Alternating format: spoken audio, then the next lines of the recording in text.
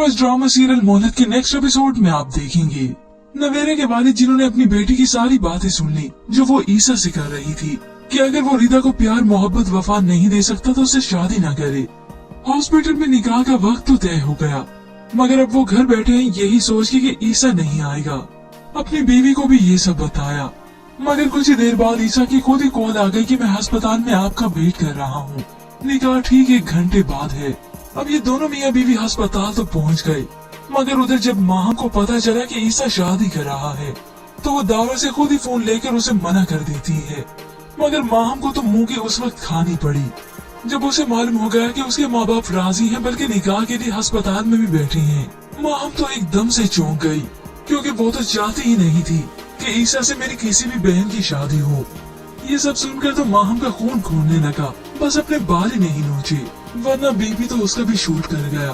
खैर भी हुए, जब इसके बाद आप देखेंगे माम जो कि अपनी सास के घर से तो चली गई, मगर अब तो मौका ही कोई और है। माम एक्सपेक्ट कर गई है और यही खुशखबरी देने दोनों यहाँ पे आए हैं। वो दावर के साथ अपनी सास के घर वापस आए तो सास देखने लगी और ये भी कह दिया कि एक ही रात में वापस आ गए हो तुम लोग, लेकिन ये याद रखना मैं तुम लोगों को वापस रखूंगी नहीं। तो दावर ने अपनी माँ को बताया, आपको खुशखबरी देने आया हूँ, मुबारक हो आप दादी बनने वाली हैं। ये सुनकर तो तलत बेगम खुशी से फूले नहीं समा रही। वो जल्दी से आकर माहम का मुंह चूमती हैं और दोनों का मुंह मीठा भी करवाती हैं। तभी माहम को गिफ्ट में डायमंड के इयररिंग्स भी मिले और माहम बस यही कुछ तो चाहती थी। अपने कमरे में वापस लौटी और बहुत ही खुश है, मगर अचानक उसने दावर को ऐसा सब कुछ कह दिया कि दावर ही हैरान रह गया। अब मेरी लाइफ, मेरे ड्रीम्स खत्म। दावर ने खुशी से कहा, नहीं नहीं, अभी ड्रीम्स खत्म नहीं बल्कि शुरू होंगे।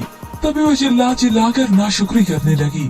मुझे हनीमून पे जाना था, दुनिया देखनी थी, मुझे वो सब कुछ करना था जो मैंने आज तक नहीं किया। और तभी माम इस बच्चे को भी कोसने लगी, जैसे वो अपनी छोटी बहन नवीरा को कोसती आई। अब माम के इरादे ठीक नहीं, जिस पर दावर उसे 2 टोक कह देता है, तुम ऐसा कुछ नहीं करोगी। तो माम ने भी आगे से जवाब दे दिया, आप मुझे रोक नहीं सकते। ये सुनकर दावर को एकदम से गुस्सा आ गया। अब माम जैसे कैसे करके तो रुक गई, अपने पप्पो के घर वापस भी लौट आई, मगर वो इस जिंदगी इस हालत से बेजार होने लगी है। माम को तो बस पैसा दौलत ऐशो इशरत ही चाहिए थी, उससे तो बस सिर्फ और सिर्फ इन्हीं चीजों की ही तमन्ना की थी। अब हैरत है कि इतना सब कुछ हो जाने के बावजूद भी दावर इतना नोटिस भी नहीं करता कि जैसा वो माम को समझता था वो वैसी नहीं। खैर अब तो ये दावर को वक्त ही बताएगा।